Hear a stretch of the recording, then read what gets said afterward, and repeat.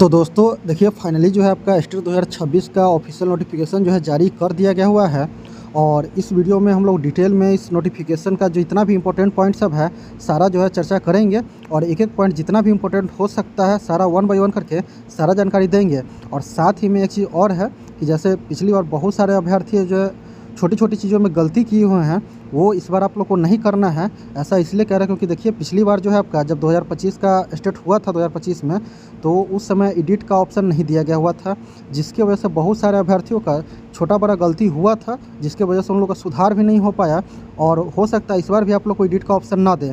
तो इसलिए एक एक डिटेल जो है आप लोग एकदम अच्छे से देखिएगा और समझिएगा। तो चलिए वन बाय वन करके सारा जानकारी जो आप लोग को देते हैं। और देख सकते हैं ये ऑफिशियल नोटिफिकेशन है, ये आपका आज ही जारी किया गया हुआ है और इसमें सारा चीज़ जो है दिया हुआ है। और कुछ ऐसे जानकारी है जिस पे बहुत ज़्यादा ध्यान देने का ज़रूरत है। जैसे एग्जांपल के तौर पे आपको बताते हैं कि जैसे अब फ़ोटो ही आप लोग अपलोड कीजिएगा, तो पिछली बार बहुत सारे अभ्यर्थी ऐसे हैं कि इसमें फ़ोटो का बैकग्राउंड जो है वाइट रखना था और बहुत सारे अभ्यर्थी हैं जो उसका बैकग्राउंड ब्लू कर दिए थे या रेड कर दिए थे।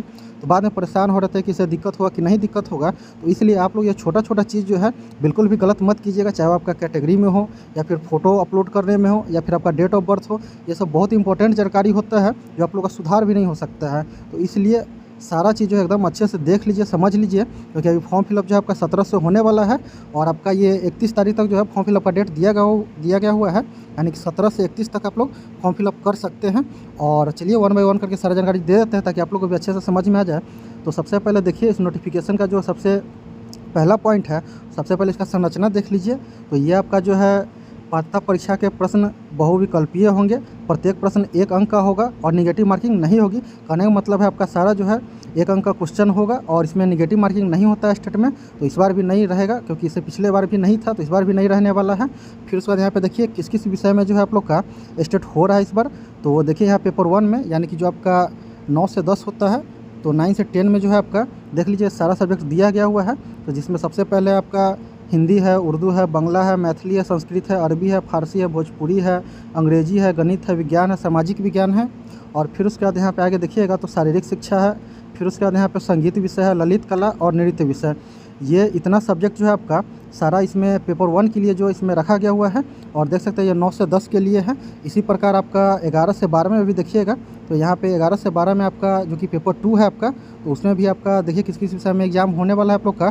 तो एक आपका हिंदी हो गया, उर्दू हो गया, अंग्रेजी हो गया, संस्कृत हो गया, बांग्ला हो गया, मैथिली हो गया, मगही, अरबी, फारसी, भोजपुरी, पाली, प्राकृत, गणित, भौतिक विज्ञान, रसायन शास्त्र, जंतु विज्ञान, इतिहास, भूगोल, राजनीति शास्त्र, समाज शास्त्र, अर्थशास्त्र, दर्शन शास्त्र, मनोविज्ञान, गृह विज्ञान, वनस्पति विज्ञान, वाणिज्य और फिर कंप्यूटर साइंस। फिर उसके बाद कृषि हो गया, संगीत हो गया।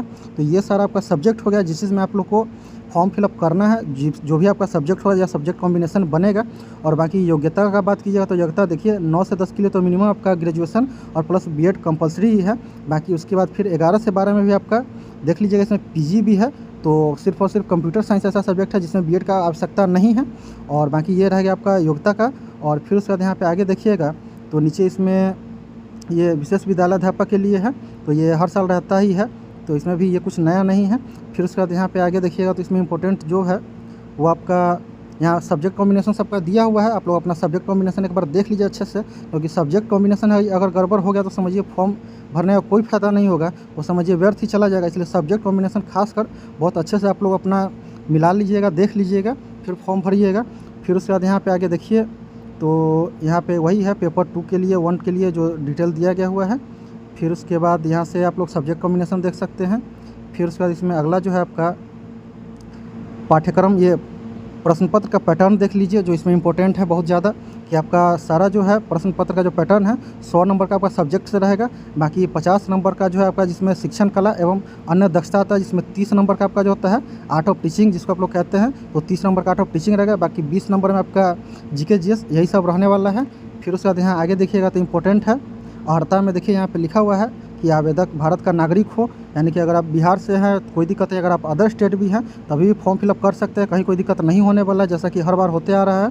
और फिर उसके बाद यहाँ पे आगे इंपॉर्टेंट पॉइंट सब में देखिए उम्र सीमा को लेकर है जो कि बहुत ज़्यादा इंपॉर्टेंट हो जाता है। और उम्र सीमा को लेकर यहाँ पे देखिए तो लिखा हुआ है कि विभागीय पत्रांक संख्या इतना दिनांक 11/8/2026 के अनुसार उम्र सीमा एवं इसमें छूट से संबंधित प्रावधान निम्नवत है। और देखिएगा तो इसमें मिनिमम जो है आपका 37 वर्ष मतलब रखा गया हुआ है, जो कि अनारक्षित पुरुष कैटेगरी में आते हैं उन लोग का 37 वर्ष है। जो अनारक्षित महिला है उनका 40 वर्ष है। फिर जो पिछड़ा वर्ग है पुरुष या महिला उनके लिए भी 40 वर्ष है। और अति पिछड़ा वर्ग पुरुष या महिला उनका भी 40 वर्ष है। अनुसूचित जाति पुरुष या महिला दोनों जो है वो 42 वर्ष है। और अनुसूचित जनजाति में पुरुष हो या महिला उनके लिए 42 वर्ष अधिकतम उम्र रखा गया हुआ है। और आप लोग का एज जो है कब से काउंट किया जाएगा तो ये भी देख लीजिए। यहाँ पे इसको लेकर लिखा हुआ भी है कि दिनांक 1/8/2026 को अधिकतम आयु सीमा, और यहाँ आपका 1/8 से जो है आप लोग का एज काउंट किया जाएगा। और मिनिमम जो है आपका 21 वर्ष होना चाहिए। तो ये सारा का सारा चीज़ जो है ये उम्र को लेकर हो गया। और फिर उसके बाद यहाँ पे देखिएगा तो आपका उत्तीर्णांक यानी कि आपका जो पासिंग क्राइटेरिया है कितना नंबर आपको चाहिए पास होने के लिए। तो देखिए अगर आप सामान्य वर्ग में है तो आपका 50% चाहिए। अगर पिछड़ा वर्ग है तो आपका 45.5% अंक चाहिए। अत्यंत पिछड़ा वर्ग के लिए 42.5% अंक है। अनुसूचित जाति और अनुसूचित जनजाति के लिए 40% अंक है। और जो दिव्यांग है उनके लिए भी 40% है। और जो महिला है उनके लिए भी 40% रखा गया हुआ है। तो ये आपका हो गया पासिंग क्राइटेरिया। फिर उसके बाद यहाँ पे देखिए जो आरक्षण को लेकर भी यहाँ पे लिखा हुआ है एक पॉइंट है जो इम्पोर्टेंट है। देखिए यहाँ पे लिखा हुआ है कि बिहार राज्य के बाहर के निवासी अभ्यर्थी इस अधिनियम के अधीन आरक्षण के लाभ हेतु दावा नहीं कर पाएंगे। कहने का मतलब जो आरक्षण का लाभ है वो बिहार के जो मूल निवासी है उन्हीं लोग को मिलेगा, यही लिखा हुआ है इसमें। और जो बिहार से बाहर का है उनको जनरल पे ही काउंट किया जाएगा। और फिर उसके बाद यहाँ पे आगे जो आपका इम्पोर्टेंट है जो कि परीक्षा शुल्क को लेकर है, यानी कि आपका पेपर मतलब 1 के लिए आपका 960 रुपया लगने वाला है। अगर आप सामान्य वर्ग या फिर आर्थिक रूप से कमज़ोर सामान्य वर्ग या पिछड़ा वर्ग या अत्यंत पिछड़ा वर्ग में आते हैं तो अगर आप अनुसूचित जाति या अनुसूचित जनजाति या दिव्यांग है तो आपको पेपर 1 के लिए मतलब एक पेपर के लिए 760 रुपया लगने वाला है।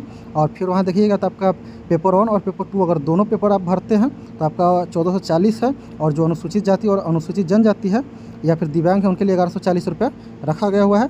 तो ये आपका हो गया फीस को लेकर। फिर उसके बाद यहाँ पे देखिएगा तो आगे इंपॉर्टेंट में आपका नॉर्मलाइजेशन को लेकर भी है। और नॉर्मलाइजेशन जो है आपका हर बार होता है और होगा भी इस बार भी, क्योंकि देखिए आपका मल्टीपल शिफ्ट में जो है आपका एग्ज़ाम होता है तो नॉर्मलाइजेशन होगा ही होगा। उसी को लेकर दिया गया हुआ है, बताया गया होगा कि कैसे कैसे नॉर्मलाइजेशन होगा। तो आप लोग बस इतना समझ लीजिए कि नॉर्मलाइजेशन आपका होगा। और बाकी आप लोग को जो है यहाँ पे एक चीज़ और बता दें कि आप लोग का यहाँ पे लिखा हुआ है सर्टिफिकेट को लेकर लिखा हुआ है प्रमाण पत्र जो है आपका जो आप लोग पास हो जाते हैं तो आप लोग का जो है सर्टिफिकेट दिया जाएगा। और उसकी वैलिडिटी को लेकर लिखा हुआ कि वैधता जो है इसका पूरा लाइफ टाइम रहने वाला है आप लोग का।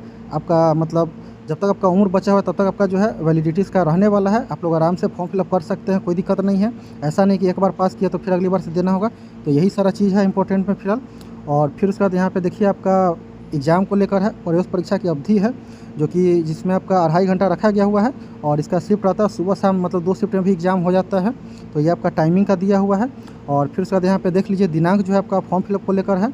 ऑनलाइन परीक्षा आवेदन पत्र भरने एवं परीक्षा शुल्क जमा करने की तिथि जो है यहाँ पे दिया गया हुआ है। तो ये आपका 17/8 से लेकर ये आपका 31/8 तक जो है आपका फॉर्म जो स्वीकार किया जाएगा। यानी कि आप लोग फॉर्म भर सकते हैं 17 से लेकर 31 तक। तो आप लोग कोशिश कीजिएगा कि मतलब लास्ट डेट का इंतज़ार ना करें, शुरुआत में कोशिश कीजिए कि सारा डॉक्यूमेंट लेकर आप लोग अपना फॉर्म फिलअप कर लीजिएगा। और एक चीज़ और ध्यान रखिएगा, फॉर्म फिलअप करते समय बहुत सारे स्टूडेंट ऐसे होंगे जो कैफ़े जाके अपना फॉर्म फिलअप करवाते होंगे। और क्योंकि बहुत कम ऐसे स्टूडेंट होते हैं जो खुद से फॉर्म फिलअप करते हैं, तो आप लोग अगर कैफ़े में जब भी जाइएगा फॉर्म फिलअप करवाने तो आप लोग अपना डिटेल जो है सबमिट करने से पहले एक बार बहुत अच्छे से चेक कर लीजिए। खासकर उसमें आप अपना नाम, आपका डेट ऑफ बर्थ, आपके फादर का नेम और आपके मदर का नेम, ये जो मेन इंपॉर्टेंट आपका जो डिटेल रहेगा उसमें वो ज़रूर अच्छे से चेक कर लीजिएगा। क्योंकि कभी कभी होता है कि टाइपिंग मिस्टेक भी हो जाता है उन लोग से भी। आप लोग जब तक एक बार चेक नहीं कीजिएगा तब तक सबमिट नहीं कीजिएगा। क्योंकि देखिए ये सब चीज़ ऐसा चीज़ है कि इंपॉर्टेंट डेटा में रहता है आपका। और ये अगर आपका गलत हो गया और बाद में एडिट का ऑप्शन नहीं आया तो फिर ये परमानेंट रह जाएगा, ये फिर सुधार भी नहीं होगा एडिट का ऑप्शन नहीं आता है तो इसलिए आप लोग फॉर्म फिलअप करते समय एकदम अच्छे से कीजिएगा ताकि किसी प्रकार का कोई भी गलती आप लोग से ना हो पाए। और फिर उसके बाद इसमें देखिएगा तो ये इनका वेबसाइट है जहाँ पे आप लोग फॉर्म फिलअप कर सकते हैं। यहाँ पे देख सकते हैं वेबसाइट का दिया हुआ है, नाम भी दिया हुआ है। और फिर उसके बाद फॉर्म कैसे भरना है नीचे वही सारा स्टेप बाय स्टेप यहाँ पे दिया हुआ है कि कैसे कैसे आपको फॉर्म भरना है। पहले आपको पंजीकरण करना होगा, फिर फॉर्म भरना होगा, फिर भुगतान करना होगा, यही सारा चीज़ इसमें दिया हुआ है। और फिर उसके बाद यहाँ पे देखिएगा तो आगे इसी को लेकर पूरा स्टेप लिखा हुआ है। और इसमें एक चीज़ और देखिएगा तो इम्पोर्टेंट में यही चीज़ आपको बता रहे थे। देखिए यहाँ पे अपलोड रंगीन फोटोग्राफ एवं हस्ताक्षर। और यहाँ पे देखिएगा तो लिखा हुआ है कि ये आपका साइज़ है, इस साइज़ में आपका फ़ोटो अपलोड करना है। और रंगीन फ़ोटो हाल का होना चाहिए एवं फोटोग्राफ का बैकग्राउंड सफ़ेद अथवा हल्के रंग का होना चाहिए। और यही चीज़ बता भी रहे थे थोड़ा देर पहले कि आप लोग बहुत ही ध्यान से फ़ोटो का जो बैकग्राउंड है क्लियरली इसमें एकदम साफ साफ लिखा हुआ है कि वाइट होना चाहिए। तो आप लोग इसमें ब्लू या रेड मत कर दीजिएगा, नहीं तो फिर बाद में परेशान होइएगा कि सही हुआ कि नहीं होगा। इसलिए बैकग्राउंड जो उसका वाइट रहना चाहिए और ये चीज़ आपका एकदम क्लियर लिखा हुआ है इसमें। फिर आगे देखिए तो यहाँ लिखा हुआ है कि फ़ोटोग्राफ में अभ्यर्थी की आँखें एवं चेहरा स्पष्ट रूप से दिखना चाहिए। फ़ोटो खिंचवाते समय सिर पर टोपी या कोई कपड़ा तथा काला चश्मा स्वीकार नहीं है। तो कहने का मतलब आप लोग का फ़ोटो जो है वो एकदम साफ़ सुथरा होना चाहिए, जिसमें आप लोग का चेहरा जो है क्लियरली दिख पाए, और फ़ोटो का बैकग्राउंड जो है वो आपको वाइट रखना है। फिर उसके बाद यहाँ पे देखिएगा तो ये पेमेंट कैसे करना है वो सब दिया हुआ है कि आप डेबिट कार्ड से कर सकते हैं, क्रेडिट कार्ड से कर सकते हैं, नेट बैंकिंग से कर सकते हैं। ये आपका पेमेंट को लेकर है। और सबसे इम्पोर्टेंट में अब यहाँ पे एक और पॉइंट आता है जो कि 16 नंबर में यहाँ पे दिया हुआ है आपका प्रमाण पत्र को लेकर। तो देखिए इसमें बहुत सारे अभ्यर्थी कन्फ्यूज भी होते हैं, क्योंकि कुछ अभ्यर्थियों के पास सिर्फ मार्कशीट होता है, सर्टिफिकेट नहीं होता है, और कुछ के पास दोनों होता है।